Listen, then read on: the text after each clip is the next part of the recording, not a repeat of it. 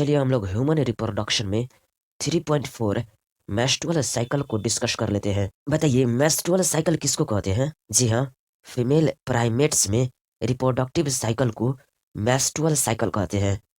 3 example बताइएगा female primates का। जी हाँ, फीमेल प्राइमेट्स में रिप्रोडक्टिव साइकिल को मेंस्ट्रुअल साइकिल कहते हैं।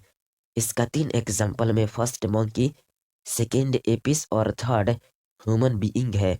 जी हाँ, फीमेल प्राइमेट्स में रिप्रोडक्टिव साइकिल को मेंस्ट्रुअल साइकिल कहते हैं।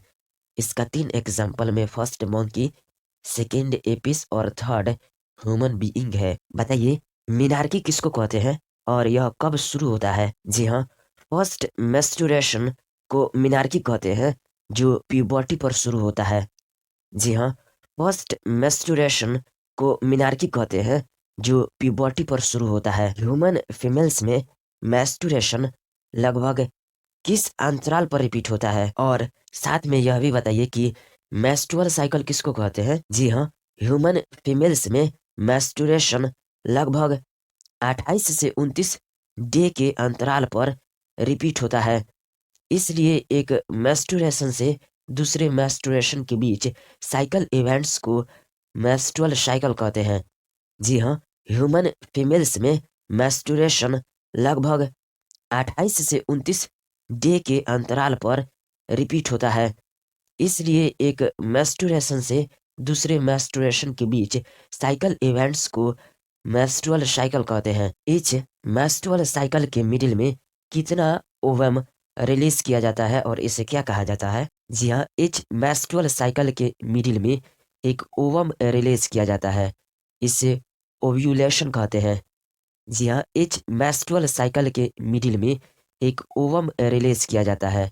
इसे ओव्यूलेशन कहते हैं। माइंड कैप्चर कीजिए फिगर 3.9 का और साथ में इस फिगर को 20 से 30 बार बनाइए। चलिए हम लोग फेजेस ऑफ मेंस्ट्रुअल साइकिल में मेंस्ट्रुअल फेज को डिस्कस करते हैं। बताइए मेंस्ट्रुअल फेज में मेंस्ट्रुअल फ्लो कितनों दिनों तक जारी रहता है? जी हाँ, मेंस्ट्रुअल फेज में मेंस्ट्रुअल फ्लो 3 से 5 दिन तक जारी रहता है। जी हाँ, मेंस्ट्रुअल फेज में मेंस्ट्रुअल फ्लो 3 से 5 दिन तक जारी रहता है। बताइए मेंस्ट्रुअल फ्लो का कारण क्या है? जी हाँ, मेंस्ट्रुअल फ्लो का कारण यूटेरस की इंडोमेट्रियम लाइनिंग तथा उसकी ब्लड वेसल्स का नष्ट होना है, जिससे एक लिक्विड बनता है और वेजाइनल ओपनिंग के द्वारा बाहर निकलता है। जी हाँ, मेंस्ट्रुअल फ्लो का कारण यूटेरस की इंडोमेट्रियम लाइनिंग तथा उसकी ब्लड वेसल्स का नष्ट होना है, जिससे एक लिक्विड बनता है और वेजाइनल ओपनिंग के द्वारा बाहर निकलता है। बताइए मेंस्ट्रुएशन क्यों ऑक्यूर होता है? जी हाँ, रिलीज्ड ओवम के फर्टिलाइज न होने पर मेंस्ट्रुएशन ऑक्यूर होता है। जी हाँ, रिलीज्ड ओवम के फर्टिलाइज न होने पर मेंस्ट्रुएशन ऑक्यूर होता है। मेंस्ट्रुएशन का ना आना किसका इंडिकेटिव हो सकता है? जी हाँ, मेंस्ट्रुएशन का न होना प्रेगनेंसी का इंडिकेटिव हो सकता है। जी हाँ, मेंस्ट्रुएशन का न होना प्रेगनेंसी का इंडिकेटिव हो सकता है। मेंस्ट्रुएशन न आने की दूसरा कॉज बताइए। जी हाँ, मेंस्ट्रुएशन न आने के अन्य कॉज भी हो सकते हैं, जैसे स्ट्रेस, पुअर हेल्थ एटसेट्रा। जी हाँ, मेंस्ट्रुएशन न आने के अन्य कॉज भी हो सकते हैं, जैसे stress, poor health etcetera. The menstrual phase is followed by, जी हाँ, the menstrual phase is followed by follicular phase. जी हाँ, the menstrual phase is followed by follicular phase. चलिए अब हम लोग फॉलिकुलर फेज के बारे में डिस्कस कर लेते हैं। बताइए फॉलिकुलर फेज के दौरान क्या होता है? जी हाँ, फॉलिकुलर फेज के दौरान ओवरी में प्राइमरी फॉलिकल्स वृद्धि करके ग्राफियन फॉलिकल में बदल जाता है तथा साथ ही यूटेरस में पॉलिफेरेशन के द्वारा इंडोमेट्रियम रिजेनरेट हो जाती है। जी हाँ, फॉलिकुलर फेज के दौरान ओवरी में प्राइमरी फॉलिकल्स वृद्धि करके ग्राफियन फॉलिकल में बदल जाता है तथा साथ ही यूटेरस में पॉलिफेरेशन के द्वारा इंडोमेट्रियम रिजेनरेट हो जाती है। During follicular phase, the primary follicle in the ovary grow to become a full mature Graafian follicle. and simultaneously the endometrium of uterus regenerates through proliferation। बताइए यह ओवरी और यूटेरस में चेंजेस किसके द्वारा induced होते हैं? जी हाँ, फॉलिकुलर फेज के दौरान ओवरी में प्राइमरी फॉलिकल्स वृद्धि करके ग्राफियन फॉलिकल्स में बदल जाते हैं। साथ ही साथ यूटेरस में proliferation के द्वारा इंडोमेट्रियम रीजेनरेट हो जाती है। ओवरी में तथा यूटेरस में होने वाला यह चेंज पिट्यूटरी तथा ओवेरियन हार्मोन के लेवल में चेंज के द्वारा इंड्यूस होता है। जी हाँ, फॉलिकुलर फेज के दौरान ओवरी में प्राइमरी फॉलिकल्स वृद्धि करके ग्राफियन फॉलिकल्स में बदल जाते हैं। साथ ही साथ यूटेरस में proliferation के द्वारा इंडोमेट्रियम रीजेनरेट हो जाती है। ओवरी में तथा यूटेरस में होने वाला यह चेंज पिट्यूटरी तथा ओवेरियन हार्मोन के लेवल में चेंज के द्वारा इंड्यूस होता है। बताइए किस फेज के दौरान गोनाडोट्रोपिन्स LH और FSH का सेक्रेशन इंक्रीज करता है ग्रेजुअली? जी हाँ, फॉलिकुलर फेज के दौरान गोनाडोट्रोपिन्स LH तथा FSH का सेक्रेशन ग्रेजुअली इंक्रीज करता है। जी हाँ, फॉलिकुलर फेज के दौरान गोनाडोट्रोपिन्स LH तथा FSH का सेक्रेशन ग्रेजुअली इंक्रीज करता है। बताइए यह गोनाडोट्रोपिन्स LH तथा FSH किसको स्टिमुलेट करता है? जी हाँ, फॉलिकुलर फेज के दौरान गोनाडोट्रोपिन्स LH तथा FSH का सेक्रेशन ग्रेजुअली इंक्रीज करता है। गोनाडोट्रोपिन्स LH और FSH का सेक्रेशन फॉलिकुलर डेवलपमेंट के साथ साथ ग्रोइंग फॉलिकल्स द्वारा ओस्ट्रोजन के सेक्रेशन को स्टिमुलेट करता है। जी हाँ, गोनाडोट्रोपिन्स LH एंड FSH का सेक्रेशन ग्रेजुअली इंक्रीज करता है ड्यूरिंग दी फॉलिकुलर फेज और स्टिमुलेट्स करता है फॉलिकुलर डेवलपमेंट को as well as secretion of oestrogens को बाय ग्रोइंग फॉलिकल्स। बताइए कब LH और FSH पीक लेवल अटेन करते हैं? जी हाँ, LH और FSH दोनों ही इन मिडिल ऑफ साइकिल में अपने पीक लेवल पर आ जाते हैं। जी हाँ, LH तथा FSH दोनों ही साइकिल के मध्य में यानी कि लगभग 14 डेज में अपने पीक लेवल पर आ जाते हैं। LH सर्ज किसको कहते हैं और यह किसको इंड्यूस करता है? जी हाँ, LH सर्ज मिडिल साइकिल के दौरान LH का रैपिड सेक्रेशन होता है तथा LH अपने मैक्सिमम लेवल पर होता है जिसे LH सर्ज कहा जाता है।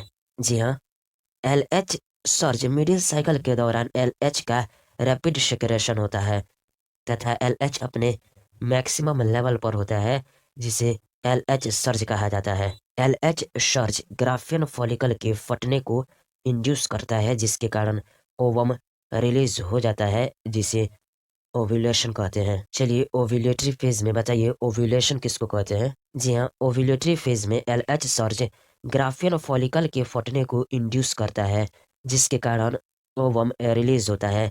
इसे ही ओव्यूलेशन कहा जाता है।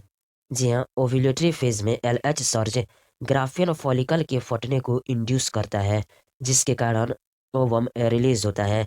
इसे ही ओव्यूलेशन कहा जाता है। बताइए ओव्यूलेटरी फेज किसके द्वारा फॉलोड होता है? जी हाँ, ओव्यूलेटरी फेज फॉलोड होता है by the luteal phase during which the remaining parts of Graafian follicle transform as the corpus luteum. जी हाँ, लुटियल फेज में ग्राफियन फॉलिकल का बचा हुआ भाग कॉर्पस लुटियम में बदल जाता है। चलिए अब हम लोग लुटियल फेज का डिस्कशन कर लेते हैं। बताइए लुटियल फेज के दौरान ग्राफियन फॉलिकल का बचा हुआ भाग का क्या होता है? जी हाँ, लुटियल फेज के दौरान ग्राफियन फॉलिकल का बचा हुआ भाग कॉर्पस लुटियम में बदल जाता है। जी हाँ, लुटियल फेज के दौरान ग्राफियन फॉलिकल का बचा हुआ भाग कॉर्पस लुटियम में बदल जाता है। बताइए कॉर्पस लुटियम क्या करती है? जी हाँ, कॉर्पस लुटियम भारी मात्रा में प्रोजेस्टेरोन का सेक्रेशन करती है। यह प्रोजेस्टेरोन एंडोमेट्रियम के मेंटेनेंस के लिए एसेंशियल होता है। जी हाँ, कॉर्पस लुटियम भारी मात्रा में प्रोजेस्टेरोन का सेक्रेशन करती है।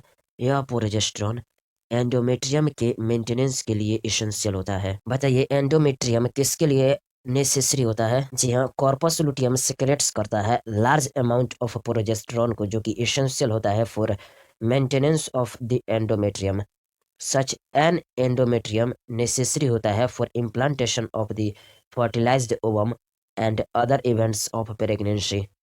एंडोमेट्रियम फर्टिलाइज ओवम के इम्प्लांटेशन तथा प्रेगनेंसी की अन्य इवेंट्स के लिए आवश्यक होता है। बताइए प्रेगनेंसी के दौरान मेस्टुरेशन क्यों नहीं होती है? जी हाँ, प्रेगनेंसी के दौरान मेस्ट्रुअल साइकिल की सारी इवेंट्स स्टॉप हो जाती है, इसलिए मेस्टुरेशन नहीं होती है। जी हाँ, प्रेगनेंसी के दौरान मेस्ट्रुअल साइकिल की सारी इवेंट्स स्टॉप हो जाती है, इसलिए मेस्टुरेशन नहीं होती है। इन अब्सेंस ऑफ फर्टिलाइजेशन यानी कि फर्टिलाइजेशन न होने पर क्या होता है? जी हाँ, फर्टिलाइजेशन न होने पर कॉर्पस लुटियम नष्ट हो जाती है तथा यह एंडोमेट्रियम का डिसइंटीग्रेशन कॉज करती है, जिससे फिर से मेस्टुरेशन की नई साइकिल शुरू हो जाती है। जी हाँ, फर्टिलाइजेशन न होने पर कॉर्पस लुटियम नष्ट हो जाती है तथा यह एंडोमेट्रियम का डिसइंटीग्रेशन कॉज करती है, जिससे फिर से मेंस्ट्रुएशन की नई साइकिल शुरू हो जाती है। मेनोपॉज किसको कहते हैं? जी हाँ, ह्यूमन फीमेल में लगभग 50 वर्ष की एज में at the age of 50 year menstrual cycle बंद हो जाती है। इसी को मेनोपॉज कहा जाता है। जी हाँ, ह्यूमन फीमेल में लगभग 50 वर्ष की एज में at the age of 50 year menstrual cycle बंद हो जाती है। इसी को मेनोपॉज कहा जाता है। In human beings, menstrual cycles ceases around 50 years of age. That is termed as menopause. Reproductive phase किसको कहते हैं और नॉर्मल रिप्रोडक्टिव फेज का इंडिकेटर क्या होता है? जी हाँ, मेनार्की से लेकर मेनोपॉज तक के समय को रिप्रोडक्टिव फेज कहते हैं। Cyclic menstruation normal reproductive phase का एक इंडिकेटर है। जी हाँ, मेनार्की से लेकर मेनोपॉज तक के समय को रिप्रोडक्टिव फेज कहते हैं। Cyclic menstruation normal reproductive phase का एक इंडिकेटर है। चलिए रिवाइज कीजिए। मेंस्ट्रुअल हाइजीन को maintenance of hygiene and sanitation during menstruation very important होता है। Take bath and clean yourself regularly. Use कीजिए सैनिटरी नैपकिन्स और क्लीन होममेड पैड्स को। सैनिटरी नैपकिन्स और होममेड पैड्स को एवरी 4 to 5 आवर्स में as per requirement change करता रहना चाहिए। डिस्पोज ऑफ कर दीजिए यूज्ड सैनिटरी नैपकिन्स को properly, wrapping it with a used paper. Throw मत कीजिए यूज्ड नैपकिन्स को in the drain pipe of toilets और in the open area. After handling the napkin wash hand with soap. जी हाँ, after handling the napkin अपने hand को wash कीजिए with soap. Revise कीजिए 3.5 फर्टिलाइजेशन एंड इम्प्लांटेशन को। ये इनसेमाइनेशन किसको कहते हैं? जी हाँ, ड्यूरिंग कोपुलेशन यानी कि कोइटस सीमेन रिलीज्ड होता है by the penis into the vagina, that is insemination. Insemination के बाद क्या मोटाइल स्पर्म तेजी से तैरते हुए सर्विक्स से होकर यूटेरस में प्रवेश करते हैं तथा अंत में फैलोपियन ट्यूब के ampullary isthmus junction that is ampulla तक पहुंचते हैं? जी हाँ, मोटाइल स्पर्म तेजी से तैरते हुए सर्विक्स से होकर यूटेरस में प्रवेश करते हैं तथा अंत में फैलोपियन ट्यूब के ampullary isthmic junction that is ampulla तक पहुंचते हैं। The motile sperms swim rapidly pass through the cervix, enter into the uterus and finally reach the ampullary region of the fallopian tube. Figure 3.11 B. बताइए ovum ovary द्वारा released होकर कहाँ transported किया जाता है जहाँ पर फर्टिलाइजेशन टेक्स प्लेस करता है? जी हाँ, ओवरी से निकला ओवम भी ampullary isthmic junction that is ampulla तक पहुंचता है जहाँ फर्टिलाइजेशन होता है। जी हाँ, ओवरी से निकला ओवम भी ampullary isthmic junction that is ampulla तक पहुंचता है जहाँ फर्टिलाइजेशन होता है। The ovum released by the ovary is transported to the ampullary region where fertilization takes place.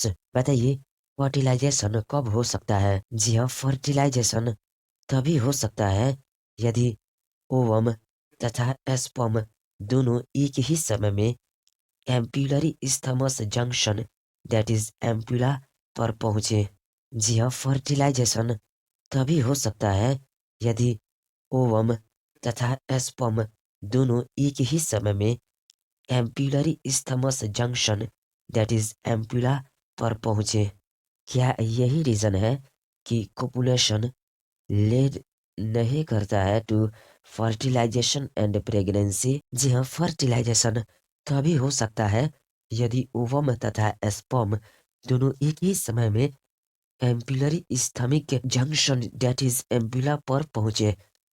यही कारण है कि सभी कोपुलेशन फर्टिलाइजेशन व प्रेगनेंसी की स्थिति में नहीं पहुंचते हैं। फर्टिलाइजेशन क्या होता है? जी हाँ, एक स्पर्म का एक ओवम के साथ फ्यूजन फर्टिलाइजेशन कहलाता है। जी हाँ, एक स्पर्म का एक ओवम के साथ फ्यूजन फर्टिलाइजेशन कहलाता है। बताइए, फर्टिलाइजेशन के दौरान स्पर्म एग की किस लेयर के कांटेक्ट में आता है तथा मेम्ब्रेन में बदलाव को इंड्यूस यानी कि प्रेरित करता है, जिससे एडिशनल स्पर्म्स का प्रवेश रुक जाता है। जी हाँ, फर्टिलाइजेशन के दौरान एक स्पर्म एग की जोना पेलुसिडा लेयर के कांटेक्ट में आता है तथा मेम्ब्रेन में बदलाव को इंड्यूस यानी कि प्रेरित करता है, जिससे एडिशनल स्पर्म्स का प्रवेश रुक जाता है। माइंड कैप्चर कीजिए figure 3.10 ovum surrounded by few sperm का, और साथ में इस फिगर को अपने नोटबुक में कम से कम 30 बार बनाइए। बताइए, कैसे इंश्योर होता है कि only one sperm can fertilise an ovum? जी हाँ, फर्टिलाइजेशन के दौरान एक स्पर्म एग की जोना पेलुसिडा लेयर के कांटेक्ट में आता है तथा मेम्ब्रेन में बदलाव को इंड्यूस यानी कि प्रेरित करता है, जिससे एडिशनल स्पर्म्स का प्रवेश रुक जाता है। इससे इंश्योर हो जाता है कि एक ओवम को केवल एक स्पर्म ही फर्टिलाइज कर सकता है। बताइए, किसका सेक्रेशन हेल्प करता है स्पर्म को to enter into the cytoplasm of the ovum through the zona pellucida and plasma membrane? जी हाँ, स्पर्म को जूना पेलुसिडा तथा मेम्ब्रेन के द्वारा ओवम के साइटोप्लाज्म में प्रवेश कराने में एक्रोसोम का सेक्रेशन सहायता करता है। जी हाँ, स्पर्म को जूना पेलुसिडा तथा मेम्ब्रेन के द्वारा ओवम के साइटोप्लाज्म में प्रवेश कराने में एक्रोसोम का सेक्रेशन सहायता करता है।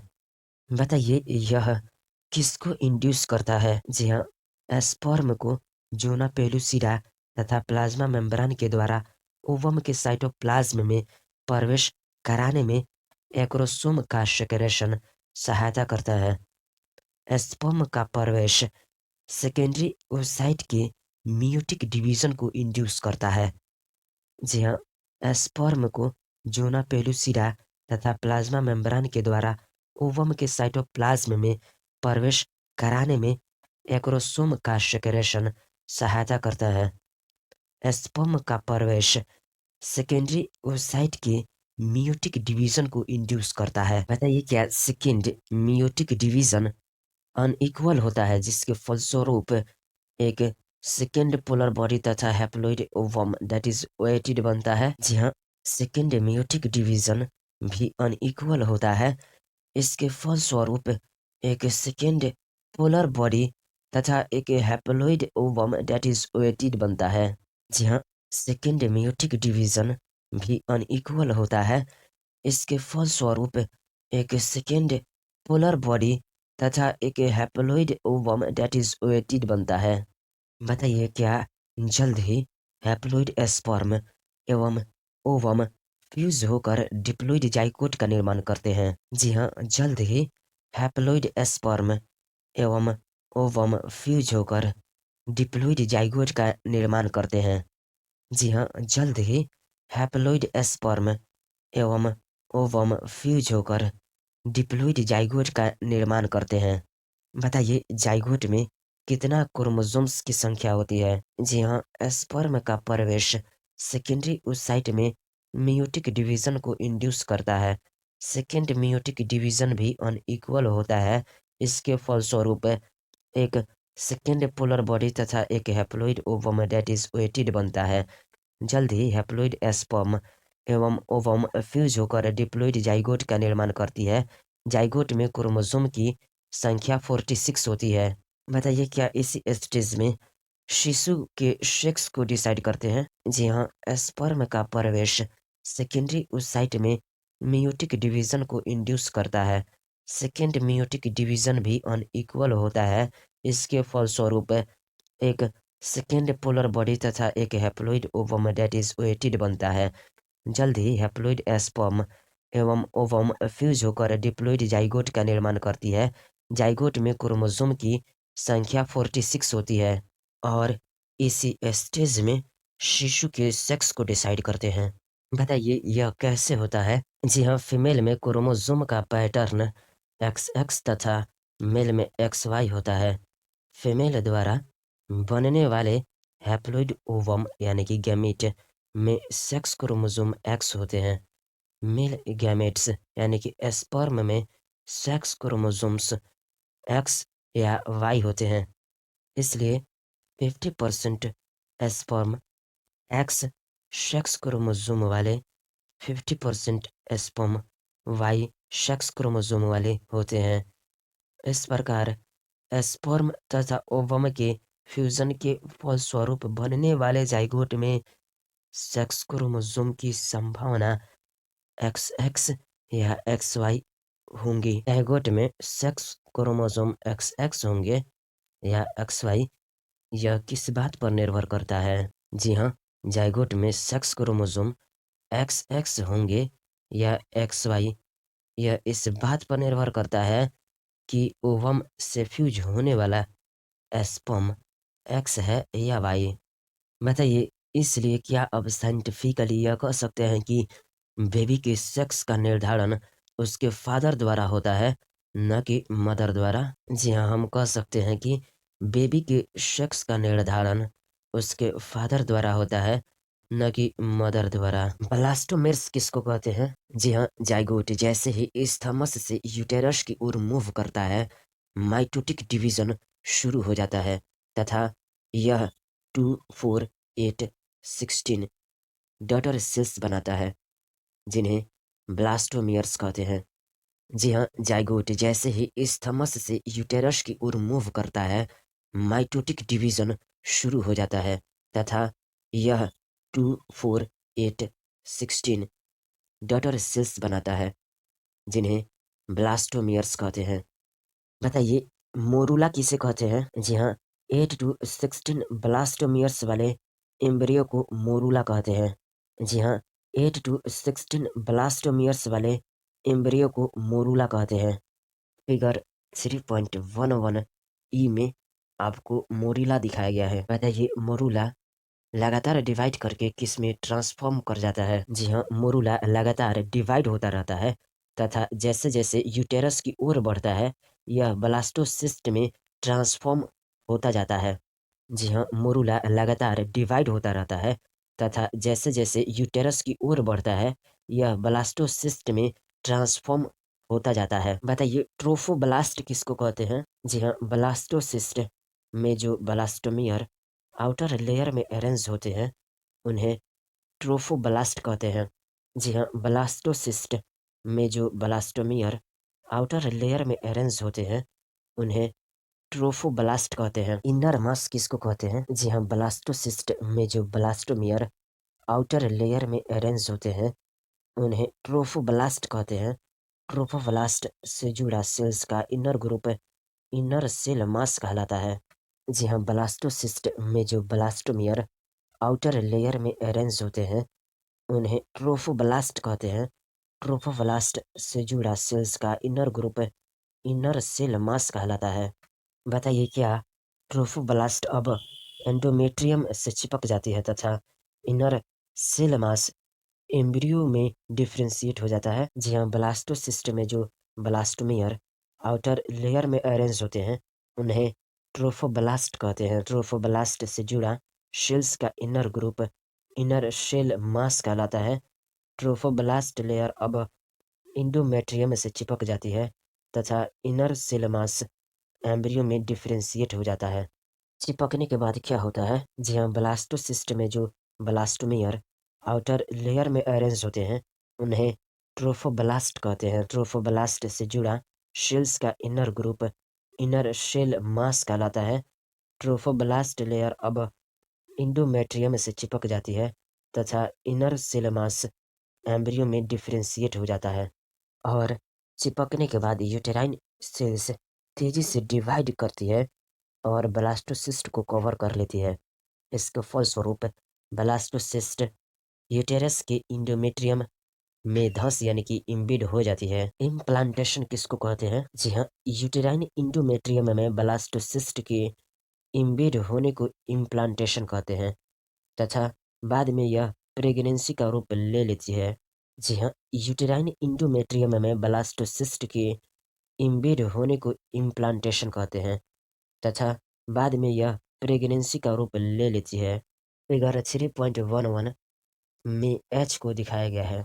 चलिए figure 3.11 transport of ovum fertilisation and passage of growing embryo through fallopian tube का माइंड कैप्चर कीजिए। साथ में इसमें इस डायग्राम को कम से कम 30 बार बनाइए।